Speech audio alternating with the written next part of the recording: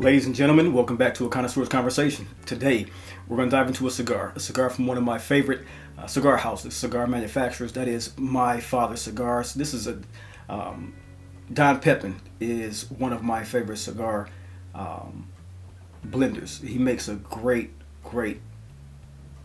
just everything that he puts out for me at least becomes something of a go-to or a dumb reach, I should say, even when it comes to a luxurious style cigar. So today I'm going to touch on a cigar that I picked up, Smoke Tool. This is the last and final one that I'm going to give a smoke session with today. And this is the La Gran Oferta from the house of my father. So to me, when it comes to a cigar, when you light up a cigar from My Father Cigars, you are getting into a realm where you're not just smoking, you're indulging in something that is of a legacy, and that legacy is of great craftsmanship.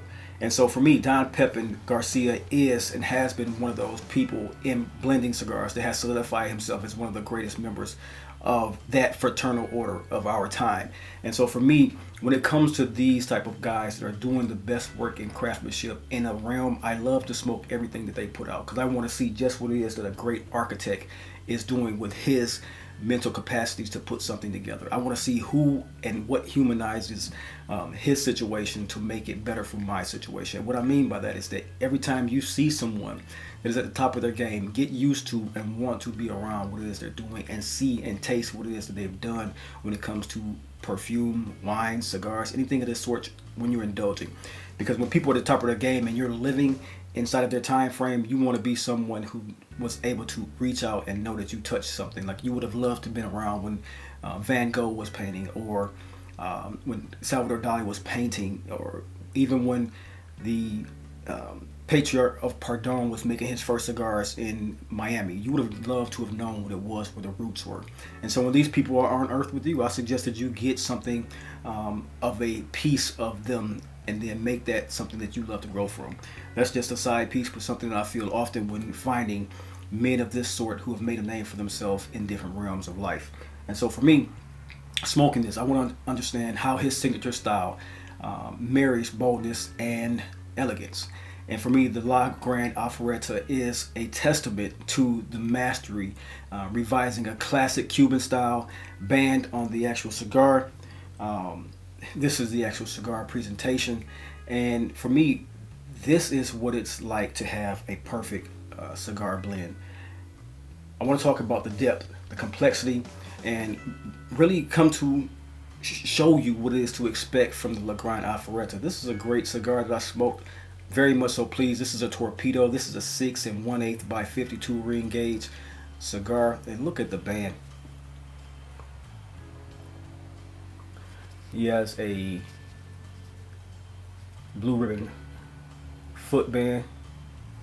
This is a Torpedo. It's a chocolate brown, almost a reddish brown tobacco wrapper. I'll get into what that wrapper is, but this is actually a great presentation, a double band. He always does a double band. It's always one of the most ornate artistic bands in the market. So for me, from this Ecuadorian Habano Rosado wrapper is what it is, to the Nicaraguan binder and long filler in this particular cigar, this is a cigar that is built to appreciate the complexity in their smoking experiences. One who appreciates the complexity in their smoking experience. And it promises, with that type of wrapper and knowing these type of wrappers, it promises some spices, some sweetness, and some layers of evolving flavors that I love in a cigar. And so making this journey that was quite worthy for me smoking, and I want to get that out to you guys. So if this sounds like the type of content you think you'll enjoy, pull up a seat. I'm going to break it down, and from the first light to the last draw. Pull up a seat, pour a glass, and of course, let's enhance. Cheers.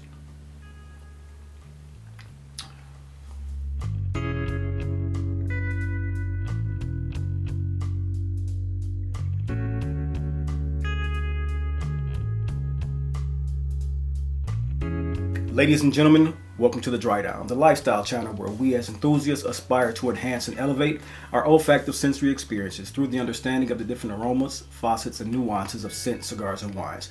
I'm your host, Chris. Welcome to today's experience. And our experience today is going to be on one about cigars. One about cigars that I just introduced you to, the Don Pepin blended My Father cigar brand, La Gran Oferta Torpedo. And What we're going to talk about today is the wrapper, the binder, the filler, the burn lines, the actual smoke, the combustion, the overall look and presentation of the cigar. Just get off an overall review of how it is I felt smoking this, how I paired it, and what it felt like to be in the atmosphere of that smoke. Was it good? Was the time smoking it actual in minutes? We're going to talk about all that. So right off the bat, we're going to talk about the Ecuadorian Habano Rosado wrapper, which to me is a visual masterpiece in this particular cigar. It's dark, it's oily, and it's silky with just the right amount of tooth on it.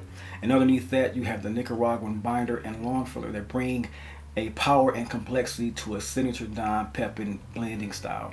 And together, this composition creates a cigar that leans toward the medium full body side, yet but it maintains this remarkable balance when you're talking about a full body cigar. So it's just under full body and just over medium, so it's right in that sweet spot.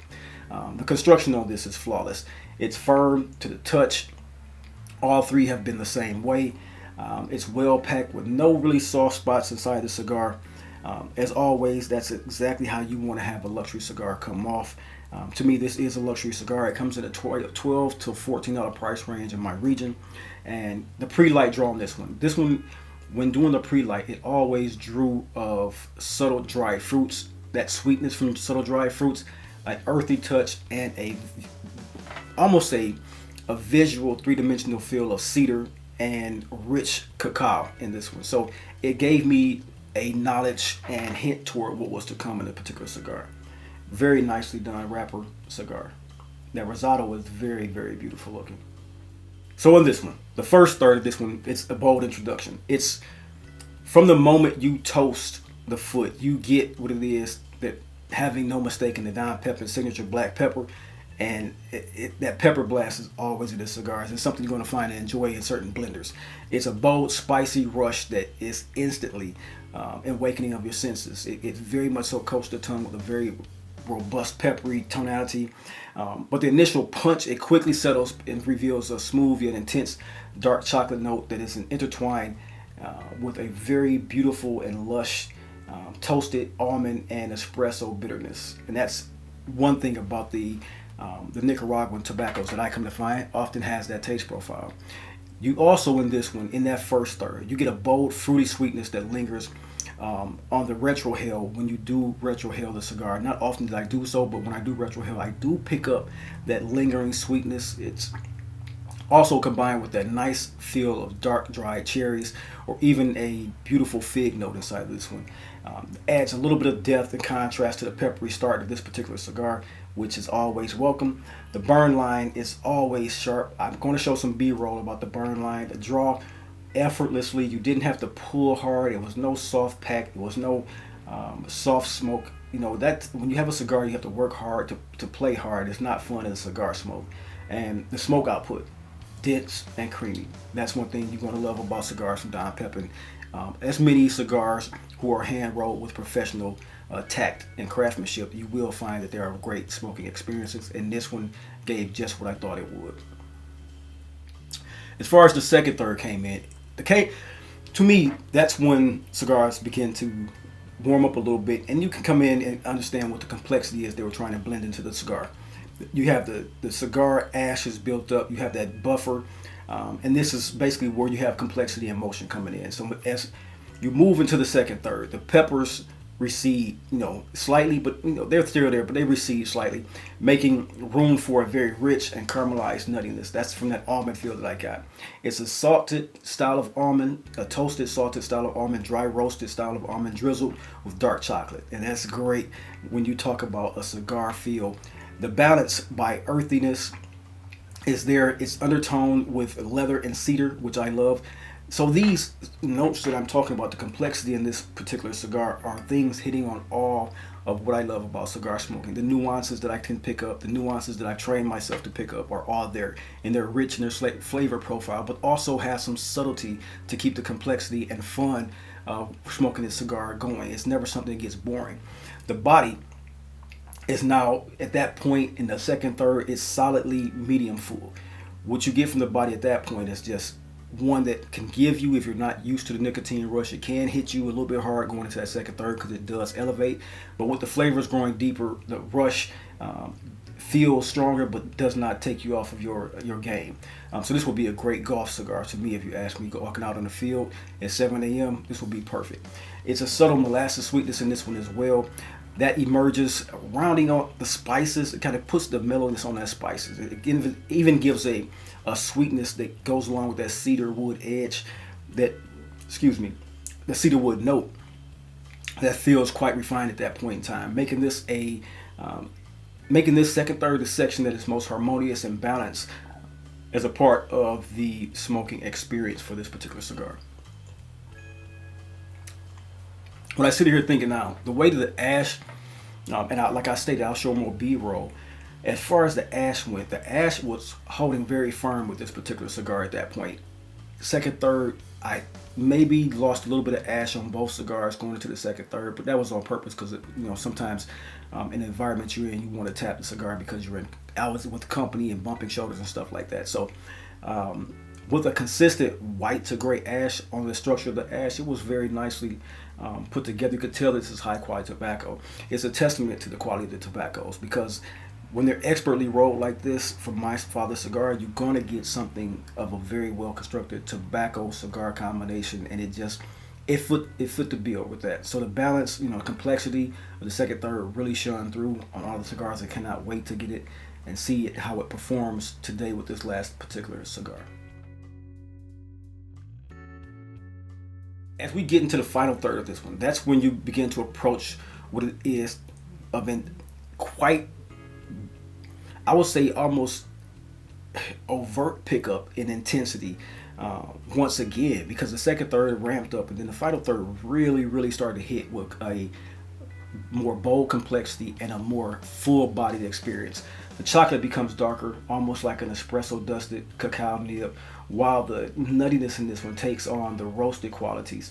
And for me, the peppery spices from the opening that make their way to the second, third, they do a resurgent comeback, and they come back full steam ahead. And it was quite the experience to behold, because sometimes you expect the subtlety to continue, but this one, however they rolled the cigar, both instances, after retrohaling a few times, getting used to the smoke profile, getting used to the billowing creaminess of the smoke, and having that subsiding taste profile of the pepper go down, it was funny to see both cigars kick back up into that profile later into the actual cigar smoking.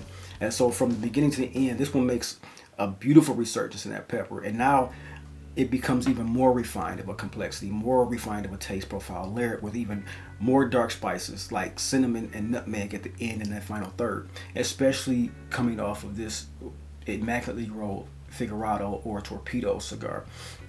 The finish is long, it's smooth, and it's satisfying. So for me, leaving behind a lasting salted caramel kind of taste on this with some leather tonality and cedar woods with espresso, it was the essence that made my palate feel fulfilled and happy that I was able to smoke this particular cigar and give a review to you guys. This is where the experience truly shines through in that final third. The actual feeling of how the blend cements itself as a premium high tier smoke is where the final third really took me, and that's how I feel about the particular cigar, La Oferta, or La Gran Oferta, from my father's cigar. So as one point of reference I want to touch on when reviewing cigars, I want to start introducing things like I've done for my perfume cigar reviews. I want to start touching on things that really can have a lasting impression amongst all of us. And so for me, I want to talk about the burn, the draw, and the ash on this one. As the burn line went on each cigar, it was razor sharp. That is a tremendous ode to high quality. It required very minimal touch-ups, if I had to touch up at all. I did let one go out because I had to run an errand real quick. Within 30 minutes I came back and finished smoking, and it did not taint the cigar, which I was happy with. As far as ash, the ash is compact, it's slightly flaky, but it held well throughout the entire smoking of the cigar, beyond an inch every time I was able to progress into smoking the cigar. And if I did not tap it, it would have lasted longer, I am certain. As far as the draw on these are particularly smooth. It was just right. It was a nice pack. It did not cause me any high combustion when I did smoke hard, and if I did smoke lightly, it was just as fine of a smoke. The smoke never had restriction, which that resistance, that is perfect for me. As far as smoke output on these particular cigars, it was thick and creamy. I like that about this particular cigar. These have a very beautiful lingering aromatic room note, which is of rich tobacco, and I like that about that as well, because when you're smoking in areas like a home or a car or somewhere where you're enclosed, that room smell is always something that you want to provide yourself with, and you don't want to be intrusive to others inside of your home and or office, wherever you smoke at. And so for those particular commentaries, that is how I feel about how it came across as the burn lines, the draw, and the ash on this particular cigar. If I was to talk about pairing recommendations, that's always one that is subjective. For me, I tend to run a gambit when I do smoke. I choose different things that make me happy in that day. And so to elevate the experience, pairing this cigar with beverages that complement this one, the rich sweetness and complexities of this one, I would say something of a bourbon. I would say something, and I'll show you two guys today too as I talk about that. Just a quick side point. I have picked up, I don't know if you guys are bourbon hunters, but I have found Penelope's Havana maple cask finished bourbon, and that's what I'm going to actually drink with this today. If you guys are bourbon hunters, this is a fantastic find. I had walked into a liquor store that I'd never been in before, just to see and rummage to see if they had something that I would like, and this was actually the highest thing on my list to go and find, and they had one bottle, and the gentleman had not known he had been allocated, and I picked it right up for a $80 price point. And these go right now because they're sold out for up to $300. So that was a cool find. Like I said, this is Penelope Bourbon Havana, and you can go online and get the whole spiel on what it is. I'll maybe do a review on this one. Maybe it could be fun to do when I drink it and get a taste of it. But I'm going to drink that tonight with this particular cigar. Once again, this is a bourbon whiskey that has been finished in the maple syrup and rum barrels with a double cask finish. I'm told this is fantastic bourbon, so I can't wait to get get a taste of that and see how that goes. But that is one thing that I will be pairing with this particular cigar. So rounding out, you want to do something like that. You want to do something like aged rum, like the Diplomatico Reserva of Florida Carsta, which echoes the same notes as this one, like dried fruits and smoky undertones and molasses. Full-body red wines, of course, that I love to talk about on this channel, like Syrahs, things like bold Cabernets or bold Malbecs. Those are things that can take you into a great realm of contemplation and reflection when smoking and drinking those two. I would say that because it matches the dark fruit, spices, and earthy backbone and undertones. Also, if I was to do something that was a non-alcoholic beverage, I would head straight to espresso or black coffee. That amplifies the chocolate and roasted almond notes in this particular cigar. And that's exactly how I would play the pairing of this particular Gran Oferta. So, ladies and gentlemen, at the end of the day, when it comes to the My Father La Gran Oferta, this is not just another cigar on the market. I thoroughly will start to put together my 2025 best smokes of the year, and just being so early, we're only 1/12 down. But I do believe that this particular cigar, out of the 7 I smoked this particular January, this has been the best, if not the 1-2 combination of being the best. I did like the Anniversario that I smoked and presented the other day. Usually the ones that I present to you guys will be ones that I enjoyed. I will bring things to the channel, but it's hard to bring up things that I actually want to trash. That's a very difficult thing to me because I don't have the time to talk about things that I dislike. I can bring them up in essence, but not something I'm going to give a full 20-minute review on. But at the end of the day, this is one of my favorites for the month of January. This cigar, for me, is for those who appreciate depth, balance, and impeccable construction and complexity. So whether you enjoy just a standalone indulgence or you want to pair this with something like a bourbon, this is a fine cigar to have. This is one that delivers truly a refined and rewarding smoking experience. And so if this sounds something like you would enjoy, I think that this is a great cigar at a great price point as well. Like I said, from $12 to $14 in my region for pricing. This is one for gentlemen. This is one that I think you guys will enjoy. Glad you tuned in. Until next time, until next video, you guys have a blessed day. Enjoy your cigars, enjoy your bourbons, and all my wonderful fragrance heads and scent guys out there. Today I am wearing the Oud Vanille by the House of Cartier. This is a beautiful oud and vanille or vanilla fragrance. It's very, very masculine, very robust, very smooth. something that you will enjoy for quite some time throughout the winter months. I do have a review for this on my channel. I will place that to my left if you guys enjoy fragrance content. You guys have a blessed day, and I'll see you in the next video. Peace.